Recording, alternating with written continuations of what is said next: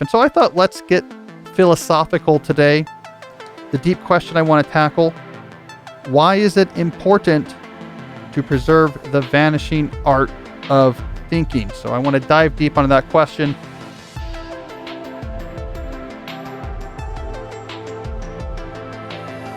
I'm Cal Newport, and this is Deep Questions, the show about working and living deeply in a distracted world.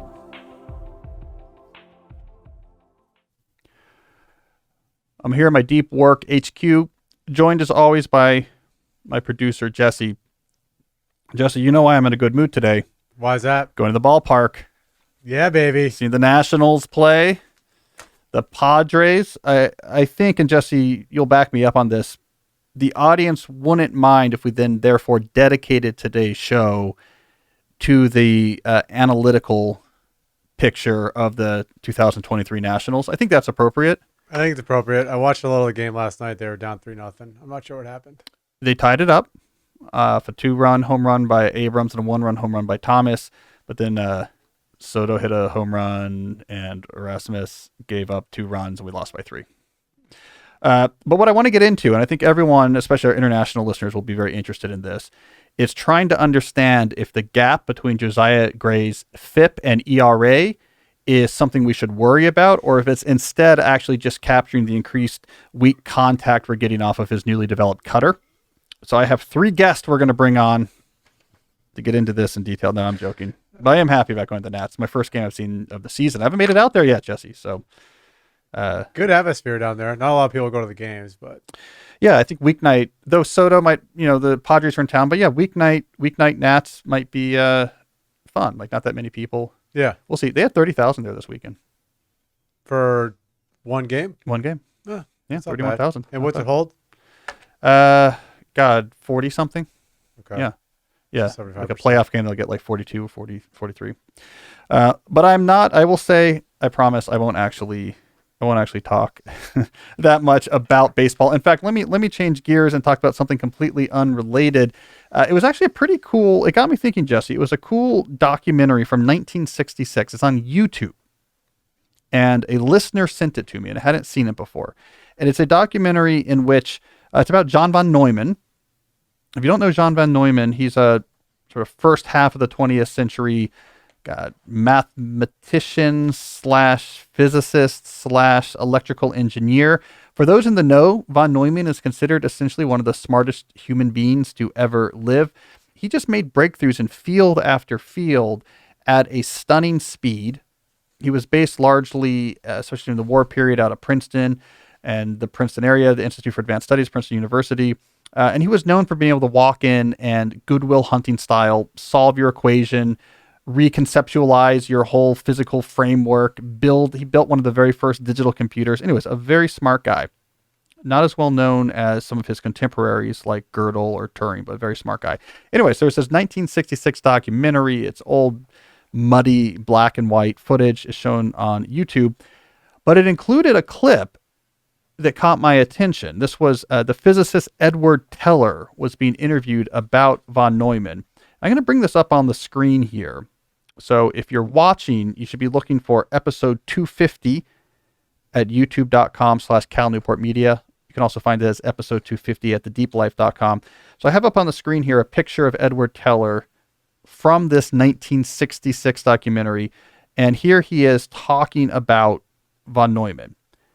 He says, many people have wondered how Johnny Von Neumann could think so fast and so effectively, how he could find so many original solutions in areas where most people did not even notice the problems. I think I know a part of the answer, perhaps an important part. Johnny Von Neumann enjoyed thinking. I have come to suspect that to most people, thinking is painful. Some of us are addicted to thinking. Some of us find it a necessity. Johnny enjoyed it. I even have the suspicion that he enjoyed practically nothing else. This explains a lot because what you like, you do well. And he liked thinking, not just in mathematics. He liked thinking in the clear and complete manner of a mathematician in every field, in mathematics, in physics, in the business world. His father was a banker, in many other fields.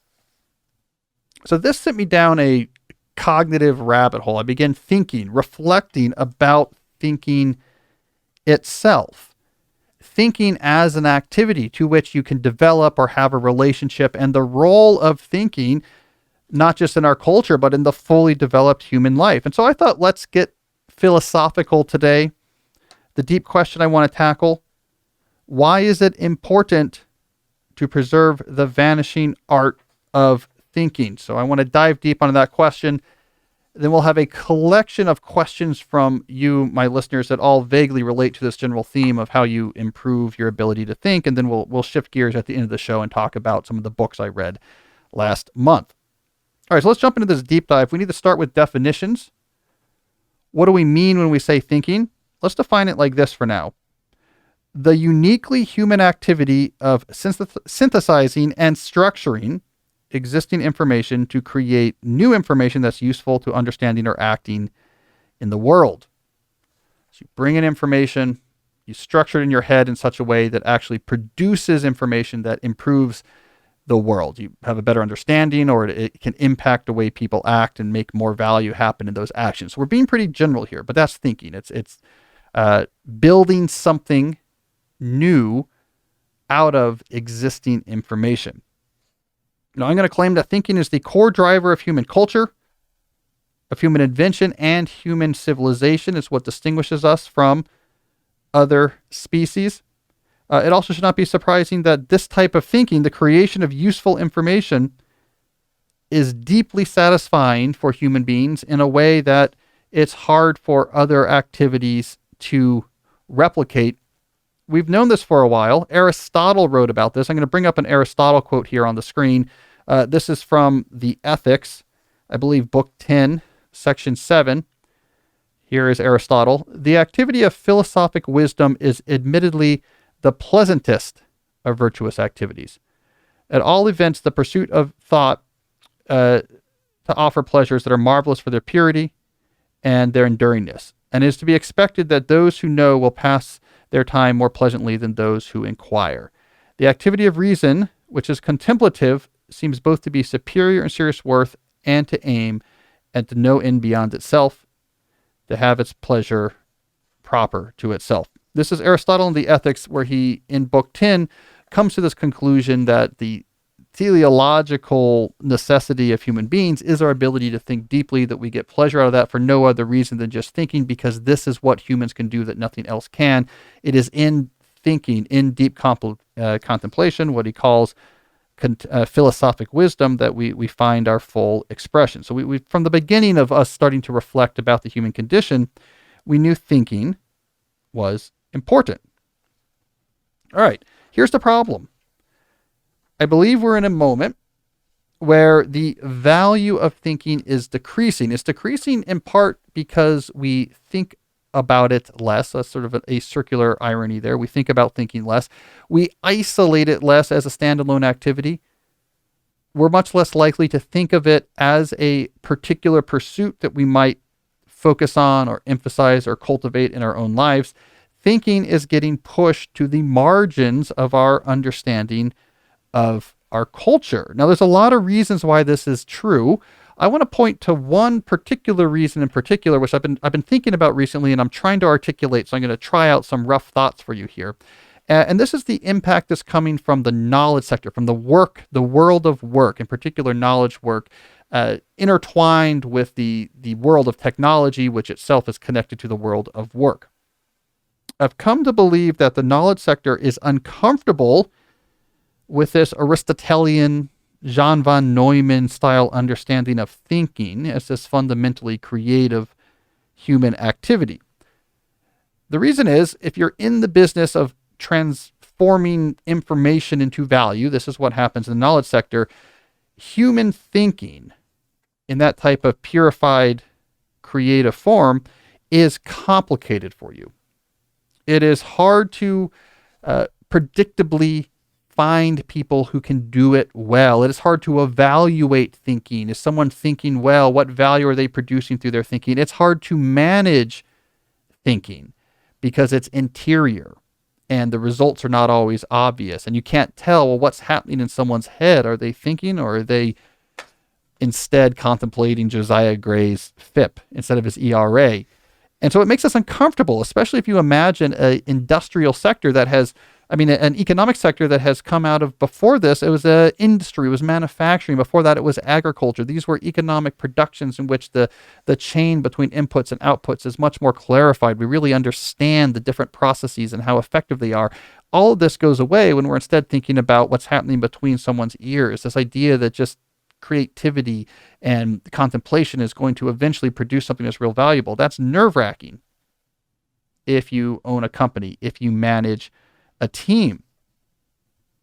Thinking in the knowledge sector also leads to superstar dynamics. If you have built your industry on the quality, the competitive quality of rare, raw thought stuff produced by your employee, that's going to lead to superstar dynamics in which having the very best thinker in a particular area is significantly more valuable than having the second best thinker or kind of good thinkers. And that creates problems for business. That also creates problems for employees as well. In fields where we do still directly value raw thought stuff thinking, like academia, it's an incredibly competitive superstar market where hundreds of people apply for any tenure track position and only one will actually get the position. So thinking also creates economic dynamics. Building revenue off of the sheer quality of what comes out of a brain is difficult because maybe only one company has an Aristotle, and if you don't, you're going to struggle. Well, that company is going to take all the business. All right, so what has the world of business done instead? Well, my argument is they would like to rely more on computation, not cognition, and would like to push human cognitive agency towards the margins of these efforts. I believe the world of knowledge work is more comfortable when they think of humans as the custodians of computation as opposed to sinners of original cognition. And I think they're being egged on, this industry sector is being egged on in this by the tech industry that is creating these computational tools. So what do I mean by this? Well, we're thinking about this almost assembly line type model that's developing in knowledge work, in which what's important is data. And computer programs that can find this data, that can analyze this data, that can generate insights from this data that's important. So the cogitation here is actually being reduced to algorithmic digital computation. And what do humans do in this picture? They help identify what problems are important. They point these programs in the right direction. They massage the interface and the settings of the programs. They look at the resulting conclusions of these programs and then translate that into action. They get together to make decisions about where to actually aim this proverbial computational cannon. But the actual human sitting there thinking hard thoughts and creating new value out of nothing is devalued in this framework. It is very similar to what happened in industrial manufacturing with the rise of assembly lines, where you went from a world of craft. I have all the expertise needed to build a complicated mechanism like a automobile. A craftsman, Benz, working in the automobile Benz factory in Germany in 1900. And it went from that to, no, I turn the bolt that puts the steering wheel onto the Model T. All the thoughts all the intelligence is in the process, and I'm just a custodian of this complex process. I think that is comfortable, right? That opened up huge profitability in the industrial manufacturing sector. And I think that's something similar to this happening in knowledge work. Human cogitation is scary. We don't know what to do with it. A Salesforce database that's hooked up to some sort of custom ML analytic tool. And what you do as the humans is just have meetings on Zoom to sort of like pick targets and point the software in the right direction. That's much more comfortable. This obviously also makes a lot of sense for the tech companies because now all the value is in the technological tools. It opens up the possibility for a tech company to have a massive piece of the economic pie in the sector. If you build a software everyone is using, then you're going to make massive profitability. So now we can consolidate a huge amount of the revenue being generated in the economic sector in a small number of companies. This is what Microsoft did in the 1990s with their office productivity software. It's what OpenAI is hoping to do now in the 2020s with their plug-in enhanced large language model interfaces, where they're hoping to ingrain themselves into automating more and more of the piece of this knowledge work assembly line, and therefore have a small number of people siphon off a huge amount of these profits. This assembly line approach in which humans are custodians of computation is also good for knowledge work firms themselves because it makes work more predictable. Workers themselves become more interchangeable. It is a much more ordered world of valued knowledge production. Right? So in this context, we devalue good old-fashioned hard and original thinking. We don't even identify it as a standalone activity anymore. All of our terminology about what makes someone a valuable or productive employee is going to instead collapse on issues of efficiency. How quick can they get things? How quick can they move information around? How agile are they in actually working with these various information systems to extract information from it? We have just a general sense of this person is available, this person is busy, as a mark that they are a good employee and that we should work with them. And what's gone out of this picture is, how smart is this person? How original is their thinking? That's been pushed to the margins.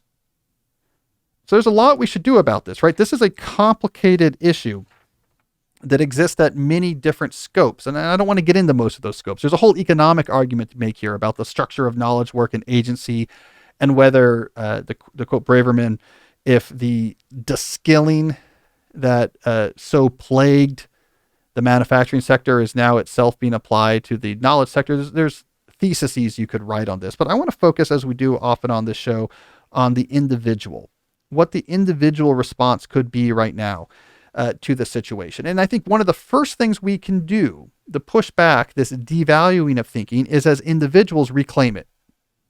If as individuals we reclaim thinking as think of it as the signal of our humanity, something that we are proud of, that we want to get better at, that we want to put the center of our lives, this creates a back pressure against attempts to try to devalue it and push it to the side.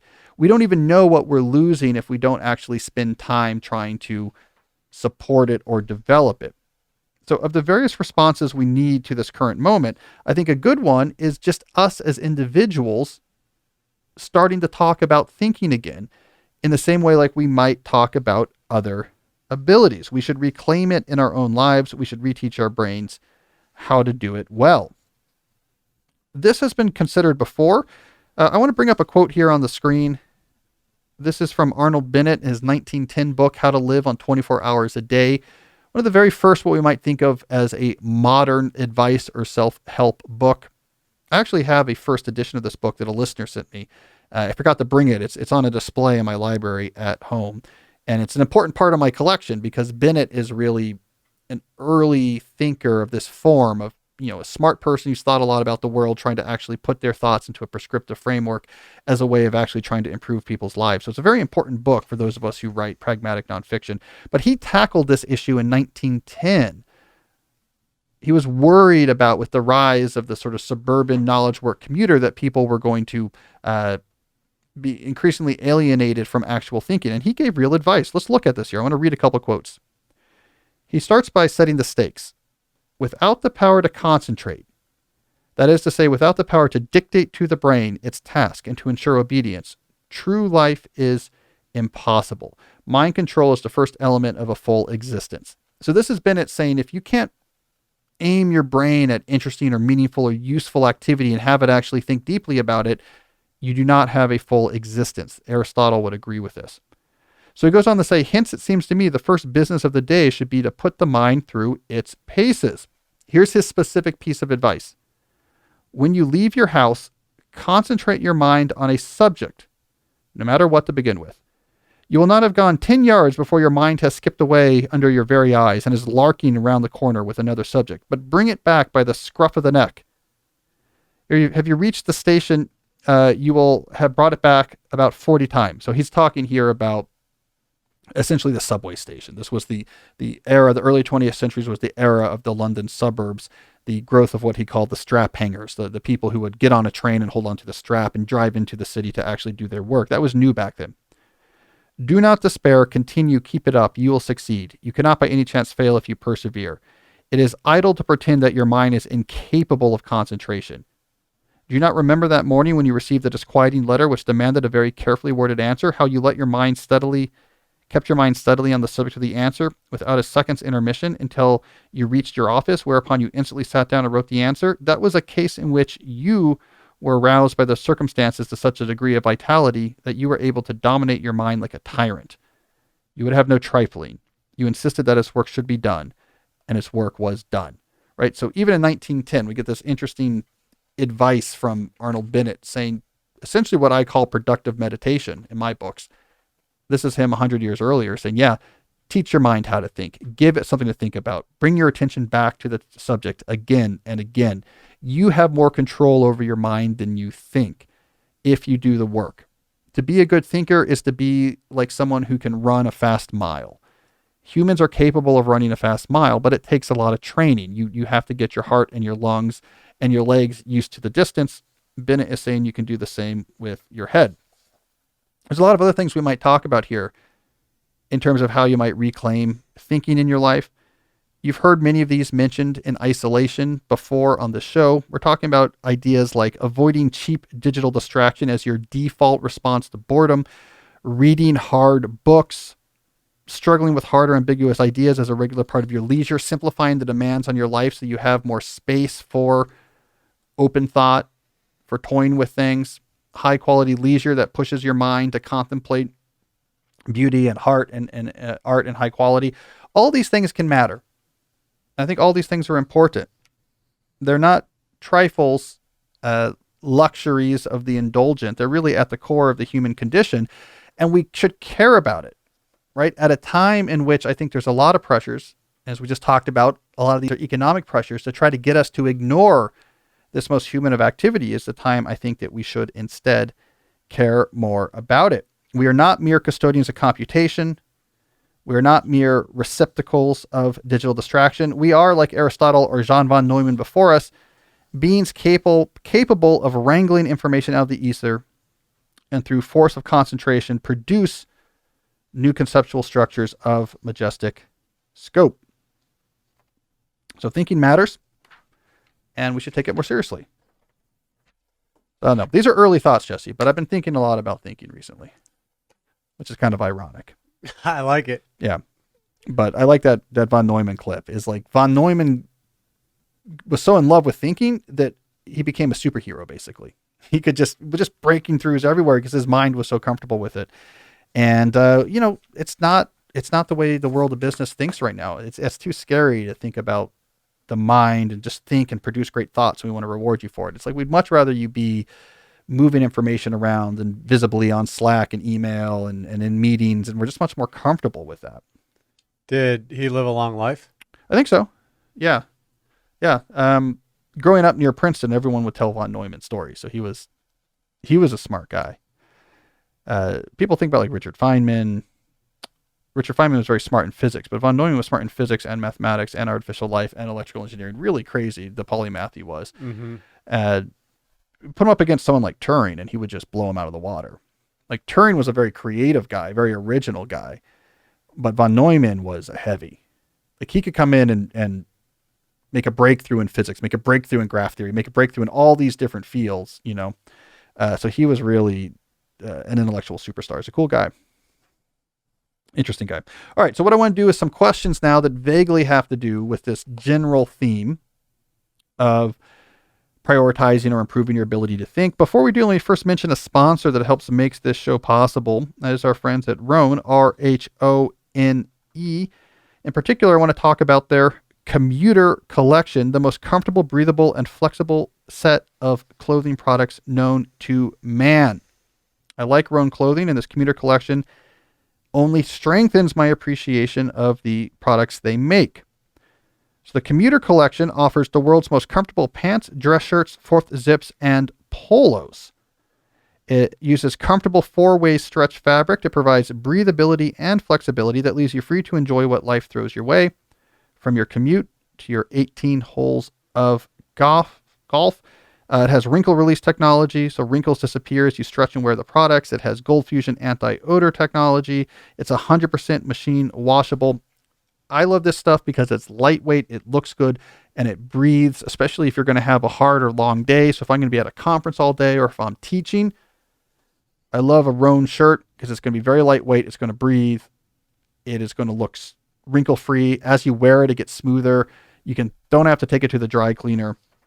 It's a great match, I think, for the modern knowledge worker who's sometimes at home and sometimes on the road and is traveling and has long days and wants to go to the golf course from the office, the commuter collection at Rhone, it has what you need. So the commuter collection can get you through any workday and straight into whatever comes next. Head to rhone.com/Cal and use that promo code Cal to save 20% off your entire order. That's 20% off your order when you head to rhone.com/Cal and use that code Cal. It's time to find your corner office comfort. And of course, no matter how well you look in terms of your clothing, you're not going to make the impression you want if your shave is no good. So this brings us to another sponsor of this show, our friends at Henson Shaving. This is the razor that I use. So I've talked about them before. Henson Shaving is a family-owned aerospace parts manufacturer. So they focus on making incredibly precise engineered parts for things like the International Space Station or the Mars rovers. They could then use this precision milling technology to build their Henson's razor. It's milled out of aluminum to an incredibly precise specification. The blade that you put into a Henson's razor extends only 0.0013 inches beyond the edge of the razor. This is what allows it to give you a clean, close shave. If you have the razor extend too far, you get the diving board effect where the razor is moving up and down. That's what's going to give you nicks. That's what's going to give you an uneven shave. So the precision of the manufacturing of this razor gives you an incredibly close shave, reduces clogs as well. But here's what's cool about it. The trade-off is because this razor is so precisely milled, you can use just a standard 10-cent safety razor blade inside the fancy razor. You don't need 19 blades that are laser guided with vibration technology to get a good shave. You need a quality razor to hold a standard blade. What this means is you will quickly make back the cost of the razor because of all of the savings you have on how cheap the blades become. And it doesn't take long before the cost of using the Henson razor becomes significantly cheaper than using the disposables from the drugstore or the subscription services. It's also just a really nice piece of engineering. As a tool, it's just a beautiful object. I have this milled aluminum stand they gave me that I put my Henson razor on. So it's time to say no to subscriptions and yes to a razor that'll last you a lifetime. Visit hensonshaving.com/Cal to pick the razor for you and use code Cal and you'll get 2 years worth of blades free with your razor. Just make sure to add them to your cart. That's 100 free blades when you head to hensonshaving.com/Cal and use that code Cal. All right, Jesse, let's do some questions. Who is first up? All right. First question is from Derek, a 34-year-old engineer. Is there room in a deep life for watching movies and shows? And how do you approach spending time on them? So one thing I wanted to point out in my answer here is that if you're watching a good movie and you're giving it your full concentration, it is a similar act to reading a good, let's say, novel. Your mind will have a lot of work to do to try to make sense of what's going on and what's it seeing and what are the themes and how are those themes interacting with what you're seeing on the screen. And that's fantastic training for thinking because that is thinking. That is you taking these existing schemas of understanding your mind and trying to build off them or apply them to understand this interesting, complicated thing that you are seeing. This is particularly true of certain genres. Just the other day, actually, Jesse, I watched Paul Schrader's film from 2017, First Reformed. Mm-hmm. Paul Schrader, the writer-director, known namely for his scripts from the 70s, like Taxi Driver and The Last Temptation of Christ. He did a lot of work with Scorsese. First of all, a great movie. I think it's 2017. First in a trilogy. Taxi Driver type vibes, right? There's a sort of Travis Bickle type vibes, this sort of slow degradation of the individual who's sort of placid on the top and seething underneath. But it's a style that Schrader's really into, a transcendentalist film, which means that the whole film is filmed in such a way that he calls it the delayed cut. The scene starts often before the actors even enter the scene and it ends once they've already left. So there's just space. The actor will come in, they'll talk, and they'll leave it slow. There's space. Transcendentalist films are also known as being part of the slow film movement. But the whole point of this is to leave you as the viewer time to make your own cuts, to understand, to try to structure what you're seeing, what's going on here. Why might he say that? They're giving you the space to actually do a lot of work yourself in your mind, which is all to say, yes, watching movies can be incredible training for your ability to think. Not always true. I watched Pacific Rim with my boys the other day. I love Guillermo del Toro, and it's a beautifully shot movie, but your mind doesn't have to work as much, I would say. Or if your mind does work, you quickly become sort of angry and confused about the plot. Because, look, and I don't want to complain, Jesse, about the plot of a movie. But the whole plot here is that there's an interdimensional portal opening in a sub-oceanic rift, which happens. Giant monsters are coming through it, the kaiju, which happens. I do not understand why the only response we could think of is, well, we have to build giant metal robot mechs that are controlled by two operators whose minds have to meld to fight the kaiju coming out, or this or that. I mean, my boys figured this out right away. Is like, couldn't you just have right next to the rift like nuclear tipped torpedoes? Like, couldn't we just shoot? Like, they're big monsters, but couldn't we just like shoot missiles at them? Like, do we have to build metal robots that are 15 stories high to do to punch the monsters? It can't possibly be the right answer. Can't possibly. Look, I'm going to fire 7 harpoon missiles from my Aegis destroyer that have like tactical nuclear warheads on them. They can they'll come in out of the sky at 900 miles per hour and blow up the Godzillas.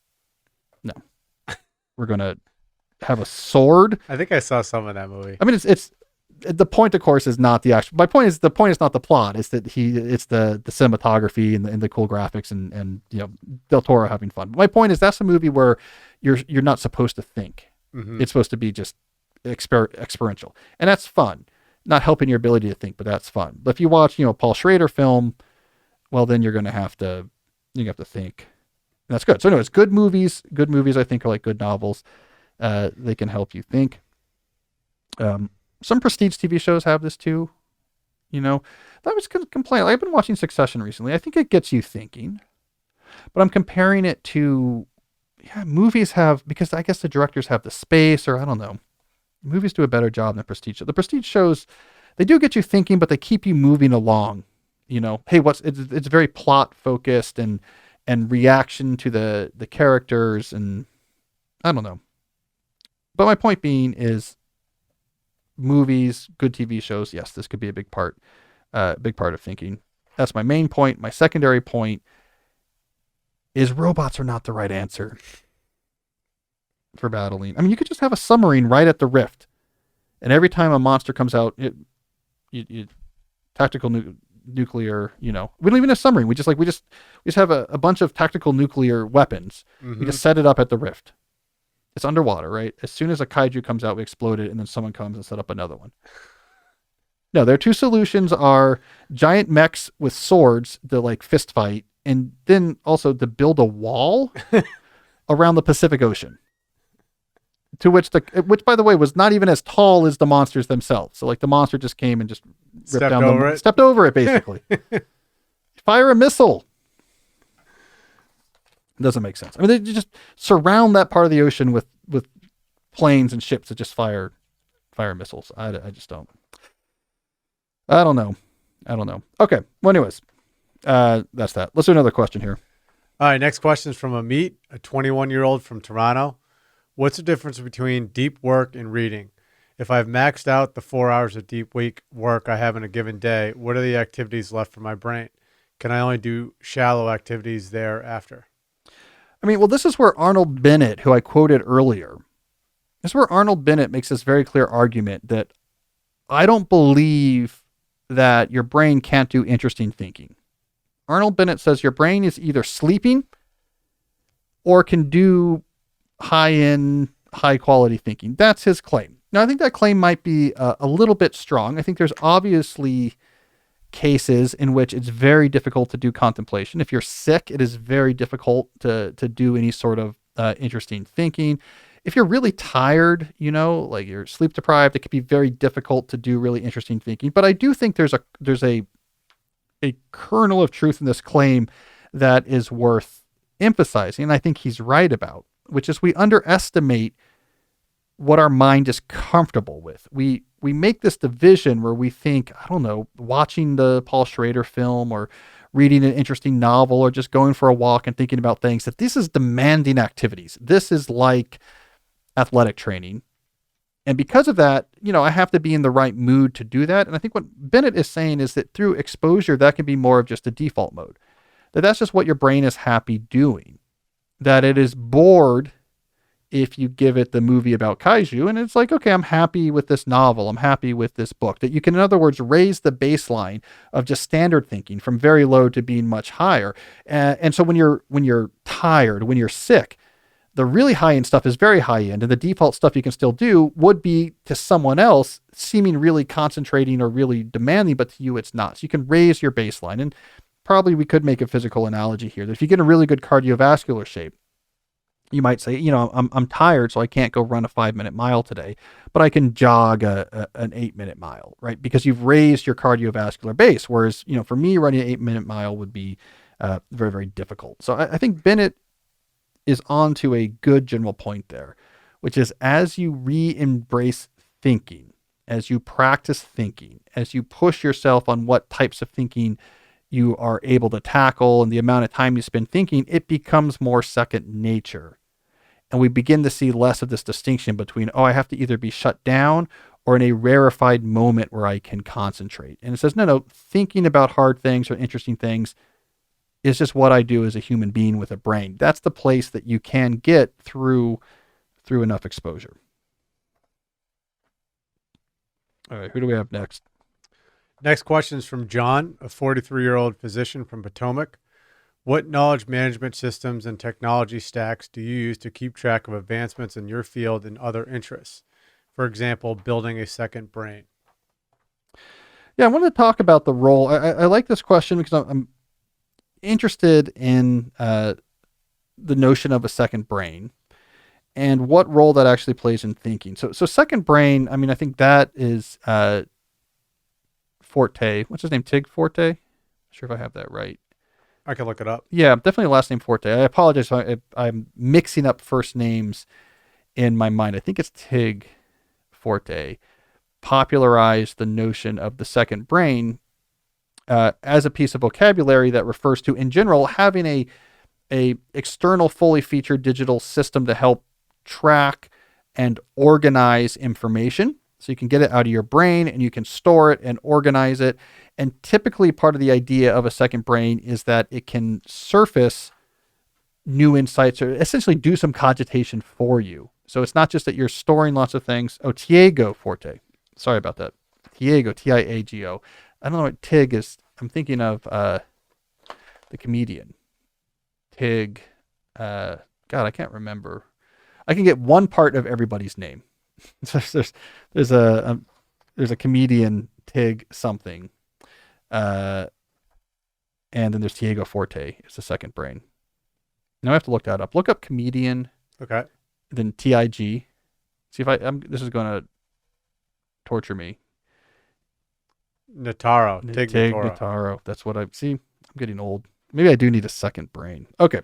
So not Tig Notaro. Tig Notaro has very few things to say on digital information management. Tiago Forte does. So I think he popularized the term second brain, but it captures something that a lot of people have been interested in a long time. So we have systems to not only capture and organize information, but actually do some sort of outsourced cogitation. So surface new insights or connections.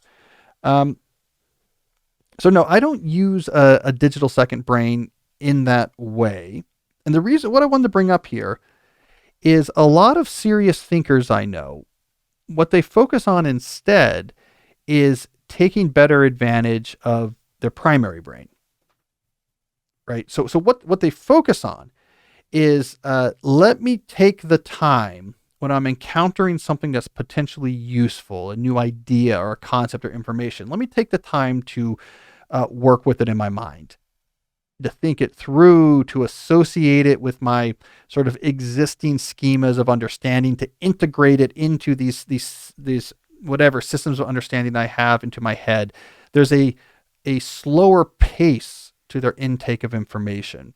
But by doing so, they make their primary brain smarter. So that when it comes time to think an original thought, they have the structures of thought they're drawing from are more sophisticated and can produce better insights and draw from more examples and see more of these connections.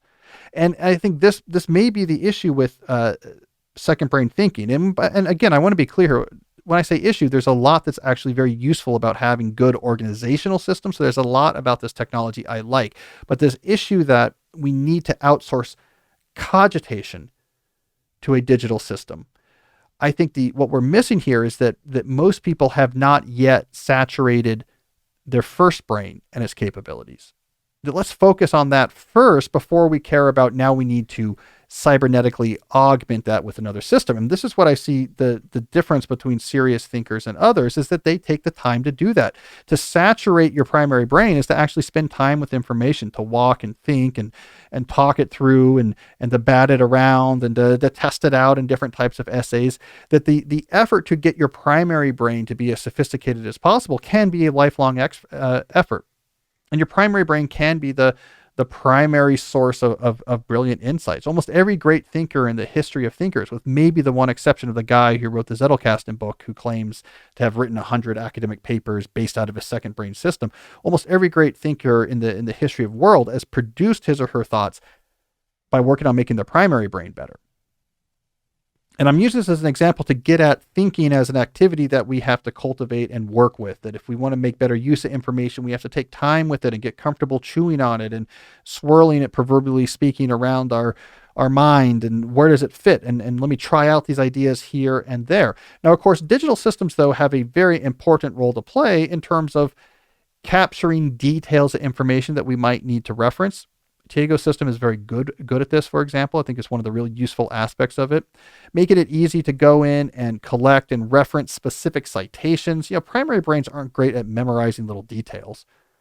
I know this paper had this important idea that I've integrated into my schema, but I need to actually find that paper and quote it. And having a digital system that can bring it up really quickly, that is a huge advantage. And that's where I think we get advantages with these sort of supplementary digital systems, is making it easier to organize and retrieve specific details. It's the appendix that connects to the primary sources of thought that exist within our primary brain. I think that's the setup that works best when it comes to actual human thinking. So digital tools are great for supporting the human brain, but I'm a big believer that most of us are so far from getting the most out of our primary brain that it's not really time to think about outsourcing thinking yet. We're not there yet. We haven't reached our capabilities. All right, let's see. What do we got next, Jesse? All right, next question is from Nawal. What do you think of using technology like Kindle Scribe or Remarkable as a way of consolidating notebooks? I'm interested in this.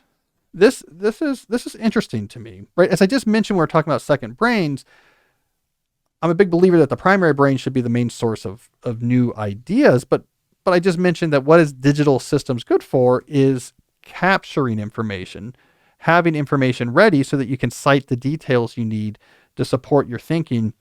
And I'm actually working with this thought of, are services like Remarkable, the Remarkable tablet, maybe it would be interesting. And what I'm trying to figure out is there an actual use case here, or am I just being caught by the marketing? I'm going to load up their website here. See, let me load up a browser over here. I want to try to make this decision now on the air. I feel this intuitive attraction to the Remarkable tablet. And I want to figure out if it's just because I love the marketing or if there's actually an advantage here. Let me load up our browser. Jesse, Chrome doesn't seem to work on here, but let me see if Safari does. All right, so let's look up Remarkable tablet. All right.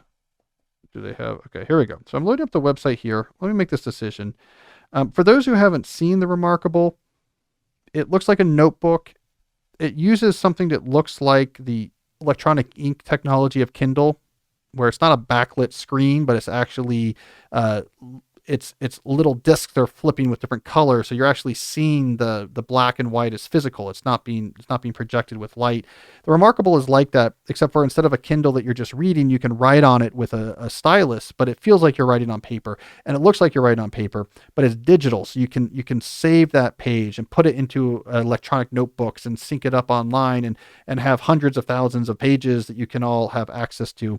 And I use various notebooks, so I'm very curious. Could Remarkable actually replace a lot of my notebooks? All right, so I've just loaded it on the screen here, and I'm going to see if I'm still sold. All right, it says Meet Remarkable, the paper tablet, a digital notebook designed for tasks that demand focus. All right, well, there's a video. If I play this video, Jesse, you think it'll show on the screen? Let's give it a whirl. Let's give it a whirl. All right, here we go. Someone fashionably dressed woman, got her coffee.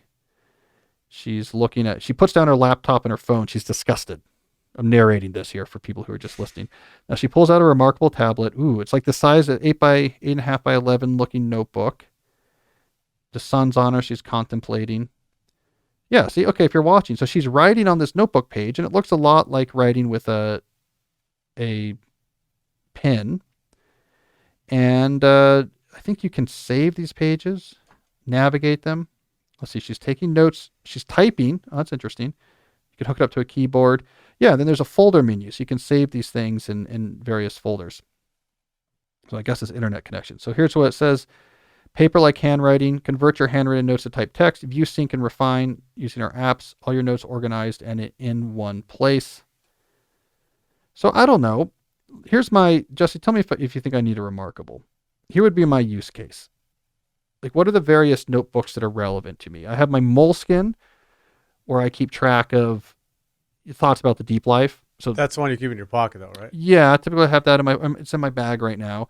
Then I have a bigger notebooks I'll use if I'm working out ideas on, I'm on the road or something like that. So if I'm working through an idea for an article or a business strategy, or, I have like bigger notebooks I'll use for that. So in theory, I could consolidate both of those. I'll use notebooks when I'm working on math problems, where I'm just trying to like work through ideas. And so in theory, all of that could happen on the same Remarkable tablet. So I would have access to all of those things on the go, and could go back and reference, hey, remember we worked on this math problem 2 years ago. Let's go back and look at those notes so we can reference them today because maybe it's relevant for this problem we're working on today. It could be book ideas, these type of things, article ideas. And maybe having the main one interface driver to limit space. to have it all in one place, I guess, could be useful. So I just have this one notebook I always have with me. So I can add an idea, a book idea, or switch over and work on a math problem, or switch over and work on a business strategy, and it would all be in one place. I'm sure it's all backed up too. I'm assuming it would be, yeah. It wouldn't, wouldn't replace, once I'm actually actively working on a project. So let's say I'm writing a book or a New Yorker article. The amount of resources I gather for that would be way too big for this. So like I use Scrivener, and I'll have hundreds of articles and notes and stuff like that. But that's fine. Like Scrivener is very good for once a project is active. If I'm writing an academic paper, that's going to move over to a LaTeX editor like Overleaf, where all the math and that's all going to start going into a specialized tool once I really get going. But that's okay. So I don't know. I'm thinking about it. How much are they? Well, I think the whole point here, Jesse, is that I'm hoping someone from Remarkable is hearing this podcast and says, like, we need the SynCal free one, right? Isn't that our play? Now, how much are they? It's a good question. I feel like this is, by the way, deductible, right? Because I'd be buying this as an experiment for our listeners. They're not telling me the price. Show notes. Yeah, how do I get to the price? Yeah, we could plan the show on it. All right, buy now. Here we go. $280. No joke. Yeah. No joke. It's kind of yeah, it's interesting. Oh, and there's a subscription. $3 a month. $3 a month. That's a weird price. I kind of agree. I guess that's for the backing up and the connecting to the apps or whatever. And then there's this other thing, Kindle Scribe. I guess Kindle has a Remarkable competitor. I assume. Yeah, it looks like it. Oh, it's $400. Interesting. That makes the Remarkable seem all the way better. So Kindle Scribe. All right, so there's tools. I'm loading this up, but nothing's more interesting on radio than listening to someone surfing the web. Listening to someone just looking at the price of things. My goodness. Kindle Scribe is $400. I guess it's the same idea. I've never heard of that. Okay. Anyways. It'll help pay for Bezos' new yacht. Yeah. Or to move the bridge for his existing yacht. Well, I guess it's ready. It's already driving around. Yeah, he's driving around with it. So let's get back to the original question. So Noel, good question about these things. I don't know. I think it's interesting. That's what I say.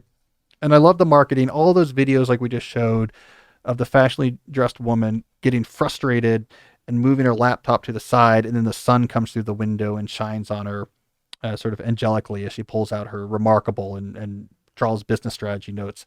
That stuff gets to me. So I like that. So I'm tempted. I'm tempted to think about it, because then I could run my life off of two things. I'd have my time block planner for actually planning my day, right? And it's important to me that I have the grid there, and that I have my capture, and it's the metrics, and I can see it, and I can flip through the page. That I would want to be physical, but I could imagine a world where I have my time block planner and something like one of these digital notebooks, where it could basically have 5 or 6 notebooks all accessible in one place, backed up online.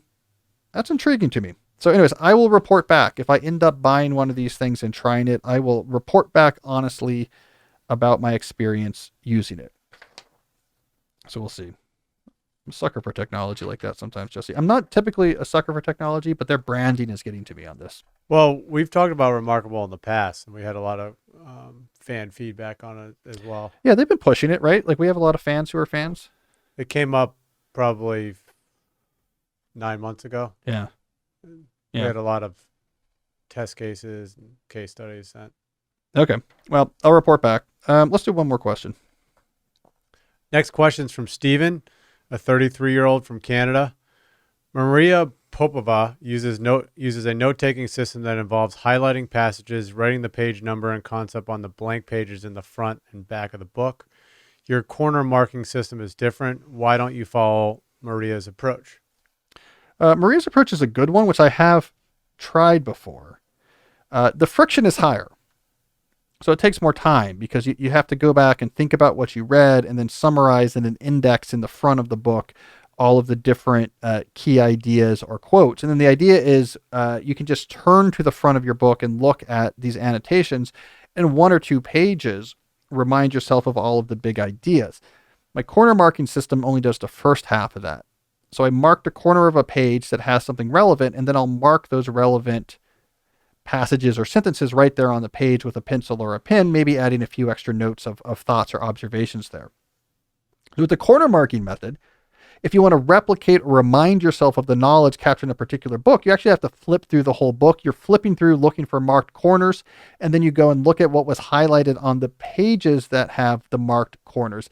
This takes longer. This review process takes longer than being able to just look at the front of your book where all of this has been summarized. The reason why I go with my method, and again, these are deeply related, is that I think reducing the friction during the reading process is more important for me. I can get through more books if I don't have to go back and do that summary step. And also, for what I'm typically doing with these books, the friction that is increased for reviewing is not a big deal. Like, so typically what will happen to me is I'll remember whatever, this Neil Postman book.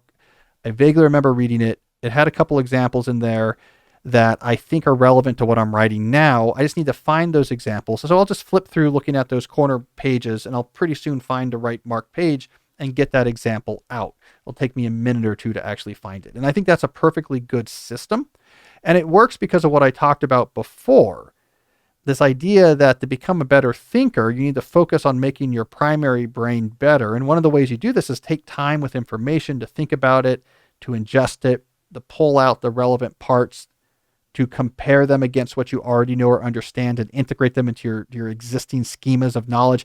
And when you do that, they're accessible. And so even years later, you remember. this book might have something relevant. This philosopher I remember got me thinking about X, Y, and Z, so this could be relevant too. And then having the pages marked will hone you in on the specifics there pretty quickly.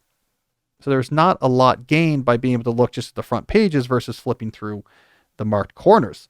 Now, what Maria does as a job, it makes more sense to actually take the work up front to summarize the books, because what Maria does with marginalia, which used to be called brain pickings, is she writes summaries of entire books. So what she needs is access to all of the important books, points of a book, and how they fit together.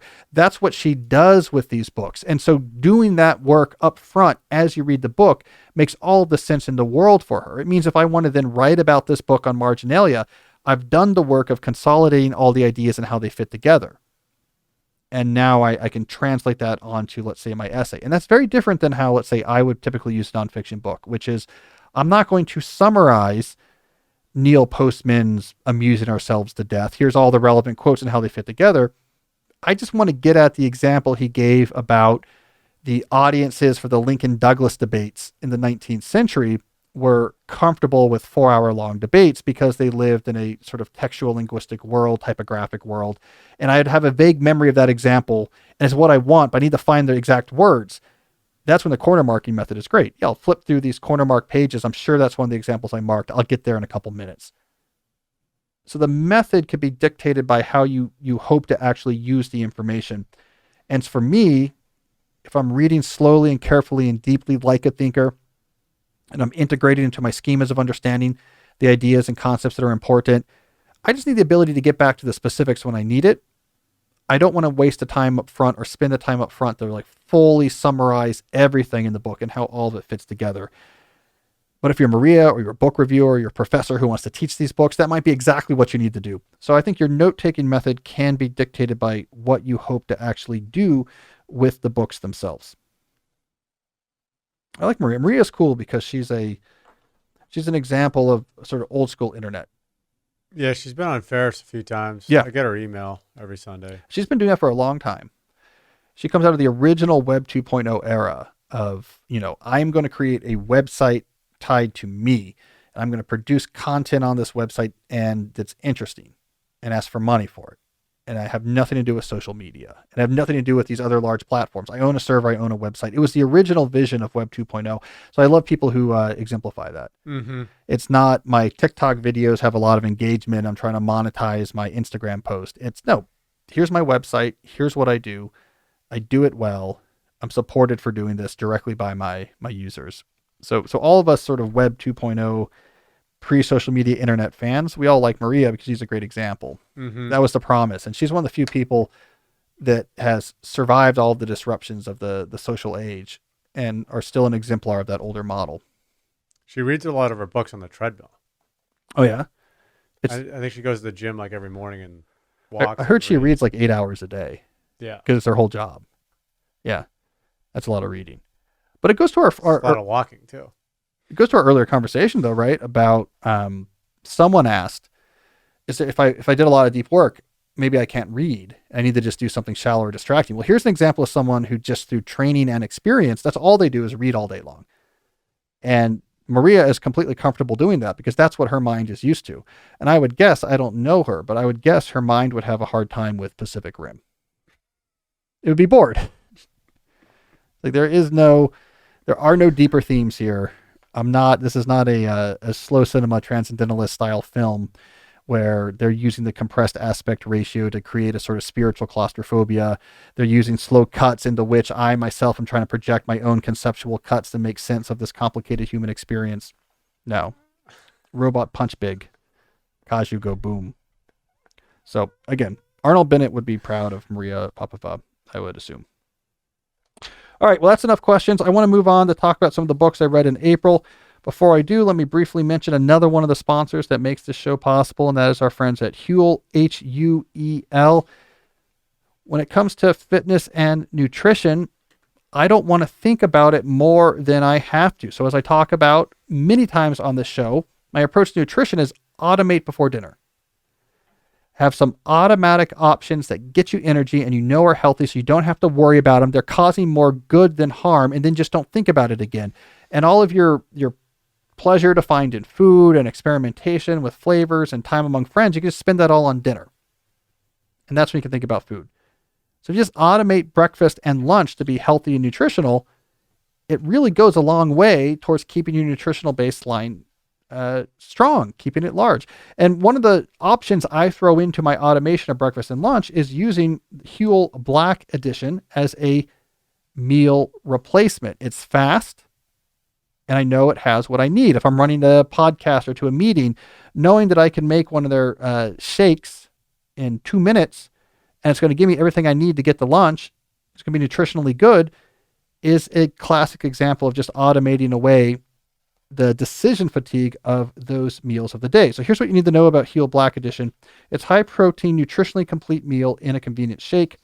It's powder. You put it in the shaker. You add some water, put some ice. You shake it up. Very, very easy. With just 2 scoops, you'll get everything your body needs, including 27 essential vitamins and minerals and 40 grams of protein. It's vegan, gluten-free, lactose-free, no artificial sweeteners, naturally flavored, low GI, omega-3 and omega-6 is in there, GMO-free, palm oil-free, contains vegan vitamins D2 and D3, and is available in 9 flavors. It is also affordable. It works out to about $2.50 for each 400-calorie meal you replace with the shake. So it's cheap and fast and convenient, and you don't have to worry. This will give me energy, give me some vitamins I need. Next, let's move on, and we can save all of our decision energy surrounding food for thinking about dinner. I mean, tonight at the ballpark, Jesse, I imagine the food I eat will be the opposite of a nutritionally complete Huel Black Edition shake. Pretty much impossible to eat. I don't know that the chicken tenders at national parks contain vegan vitamins D2 and D3. I'm gonna have to do a lot of Rowing. Huel. Yeah, a lot of rowing. With Huel. A lot of Huel. There's a lot of Huel and rowing to make up for tonight. So here's the thing. You can get this at huel.com/questions. Do that /question. So Huel, HUEL.com. But don't forget the /questions, because that will give you a free t-shirt and shake shaker with your first order. So that's huel.com/questions. Automate one of the meals out of your day. Easy way to get your nutritional baseline higher. And Huel's a great way to do it. Speaking of nutrition and fitness, we just talked nutrition. Let's now talk fitness. What about those muscles? Well, let's get My Body Tutor involved. I've known Adam Gilbert, My Body Tutor's founders, for many years. He used to be the fitness columnist for my Study Hacks blog back in the day. Adam's program, My Body Tutor, his company rather, is a 100% online coaching program that solves the biggest problem in health and fitness, which is the lack of consistency. As Adam says, in fitness, knowledge isn't the problem. Everyone I talk to already knows what to do. Where they struggle is turning information into action. My Body Tutor fixes that with daily accountability and expert support. The way it works is you get paired with a coach. This coach designs for you a custom workout plan to make sense for your goals, for your life, for the equipment you have access to. They also put together an eating plan. What should you eat or not eat? What's our strategies here? Customized to you. And then you check in with this coach online every day. That is the accountability consistency that Adam is talking about. That's how you get it. You know the coach is going to see what you eat and how you exercise, and they're going to give you encouragement. They're going to help you. Hey, this isn't working. Let's adjust it. Just knowing that you'll be talking to this coach gives you the motivation, or you might have otherwise just talked yourself into not doing the workout. Or you might as well talk yourself into saying, let me get that second order of chicken fingers at Nats Park. So it's a brilliant idea, because we know one-on-one coaching, of course, is incredibly valuable for getting in shape and improving your fitness, but it typically would be expensive.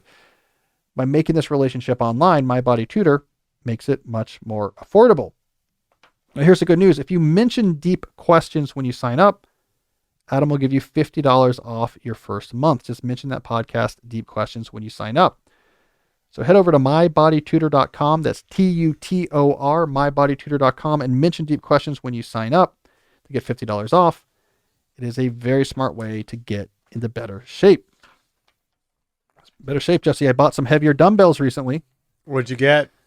Got some 50s and some 40s and 50s. So did you get them unique, or do you get the things where you can slot them in? Got them unique. Oh. Yeah. We get them from a gym supply store. Not far from here. Nice. Yeah, but I think I need 60s too. Yeah, dumbbells are great because you don't need spotters and you can do like weird stuff. Mm-hmm. But moving up the weights, got to get serious. All right, let's do a final segment here. I want to talk about the books I read in April. All right, Jesse, here's the bad news. I lost my list. I don't know what happened to it. You were talking about this before the show, and I think you should explain how you finished the book so early. Yeah, so you might be thinking, well, wait a second, can't you just remember all the books you read in April? That was just last month. But here's the thing: I count books by the month I finished them, and I'm on a weird rotation. I'm sort of out of sync, so I tend to finish the books for a month. I start them before the month begins, and tend to finish them about halfway through the month. So I'm already, for example, a book and a half into my June books, even though it's May, whatever. So when I'm trying to remember my April books, a lot of these are books I started reading or maybe started reading back in March.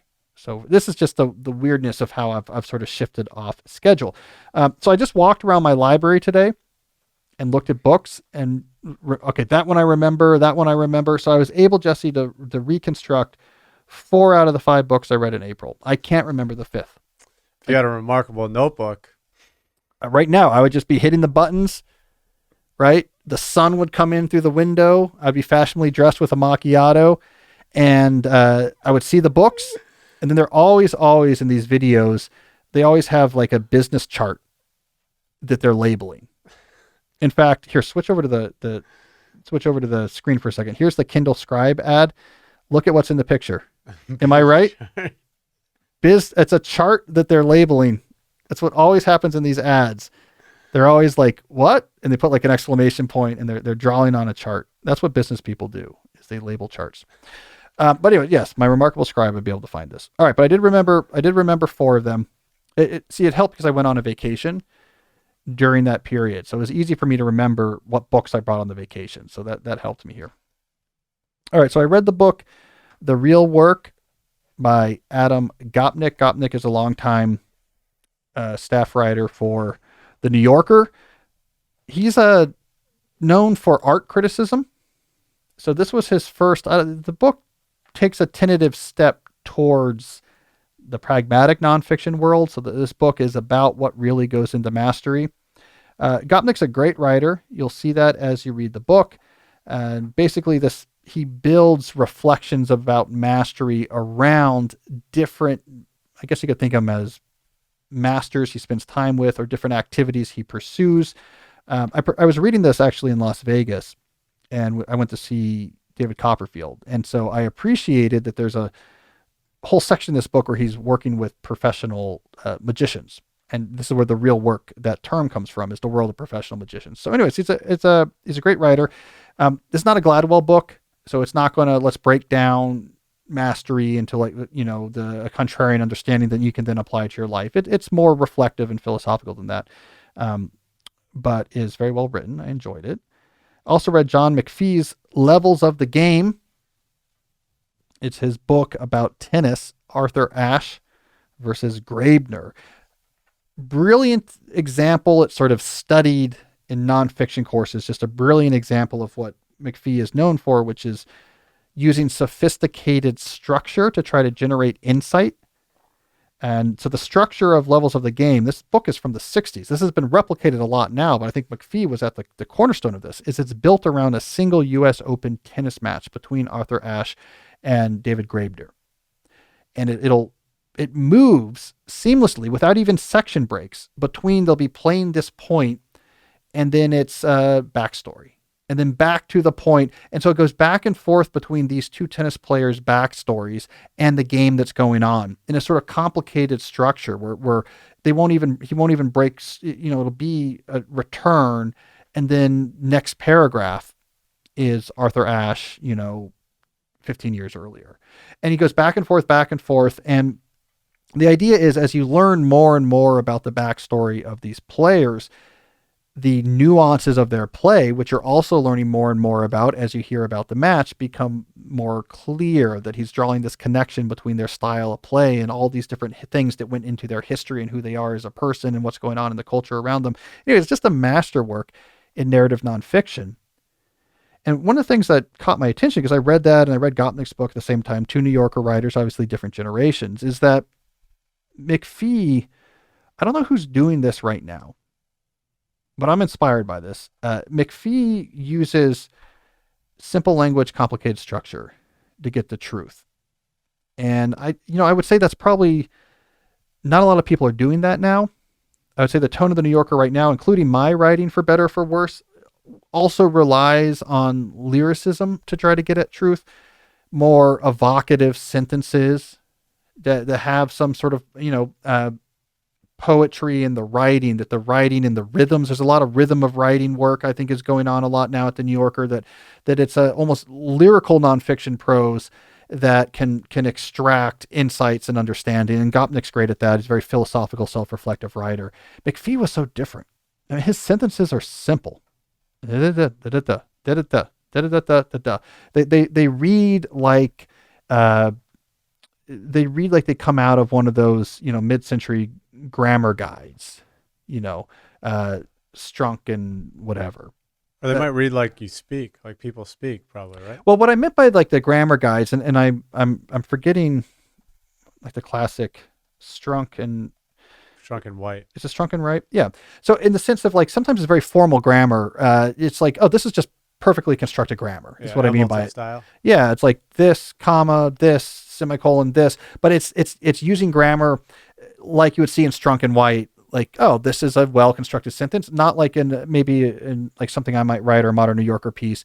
You use grammar to help support something that's more poetic or lyrical or whatever. The sentences are just boom, boom, boom, boom, subordinate clause, boom. Just very straightforward. And yet when combined with complicated structure is incredibly deep. So I don't know, not a lot of people are doing that now. Maybe not a lot of people are doing that back then either, but I just, as a writing masterclass exercise, reading 60s era McPhee, it just got me thinking a lot, about how I write, about how he wrote, about his effect. Made me think about my own writing a little bit. So that was cool. That's actually from my book group. I'm in a book group that just reads sports books. Yeah. Yeah. So that was my turn to pick. And so of course I was going to pick like. Was there a lot of tennis strategy in there? Yeah. You should read it. Yeah, I'll loan you my copy. I should. Yeah, because you play a lot of tennis these days.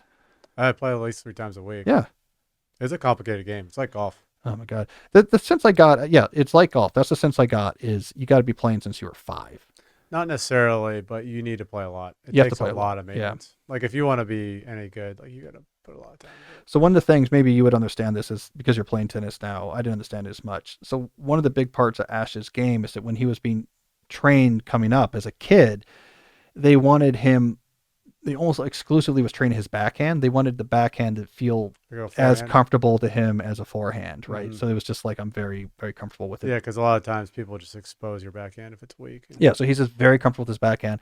And then he was a very innovative, creative player, right? So he was very much risky, exciting shots, cross-court drop shots, the winners, that type of thing. Whereas Graebner was much more of a mechanical, play the odds. There's a lot of statistics in it. It was very interesting. Actually, in Air, there was a cool little commercial with Ash. Remember that in the beginning of the movie? Yep, with the racket. Yep, the wooden racket. Yep, they get into that because Graebner moved on to metal rackets. So I think you would like it. The tennis players in my book group were saying they were surprised by how fast Ash was serving. It really is not that far from today's era of monster serves. Mm-hmm. And he was serving like 130 or something like that. Wow. Or 125, or like he was close with a wooden racket. So, it's like now is supposed to be the age of the monster serve. But you read this match, like they would want to get, if you could get 4 aces in a row, you're like, that's kind of what I'm looking for. Is like in a lot of these sets, it's going to be all aces for the serve side. It's all about making use of the few mistakes that happen. Mm-hmm. It's interesting. All right, other book I read, The Transcendent Brain by Alan Lightman. I like Alan Lightman a lot. Former physicist at MIT that went on to start their science writing master degree program. I like him in part, as I've mentioned on the show, because their family has a cabin on this island up in Maine, and they go up there and spend the entire summer. I think it has electricity, maybe. There's no phone, there's no internet. And I always just, I sort of knew, I didn't know him well. My wife had crossed paths with him a few times when we lived in Boston, and he was at MIT, I was at MIT. And, we had friends in common. I always love that about him. But anyways, he now just writes these short, provocative books for Pantheon, and which is cool, which I appreciate. And this one was trying to give a materialist explanation for spirituality, trying to say you can appreciate and even organize your life around spiritual experiences while still maintaining a scientific materialist view. So he sort of gives a Darwinian explanation for why maybe we feel these senses of connection or moments of transcendent awe, and trying to explain that materialistically. Typical Alan Lightman book. It's short, and it dives into these interesting angles, different history of religion and brain science over here, and doesn't write more than he needs to write. So I always enjoy a good Alan Lightman book. The final book I remember reading in April is called Finding the Mother Tree by Suzanne Simard, who is I don't know what the field is, forestry maybe, she did a lot of the innovative work that discovered trees are connected to each other underground through networks of fungus. They can not only communicate with each other with these underlying fungus networks, they can actually move resources on it, sugars, for example, from one tree to another. And you even have in forests, you'll find what she called the mother tree, this very old tree that was connected to a lot of younger trees, and it helps redistribute resources to them, etc. Anyway, she did a lot of work on that. And so this book is about that. There's been a couple books in the last 10 years about trees and communicating. This one is interesting because it's memoir.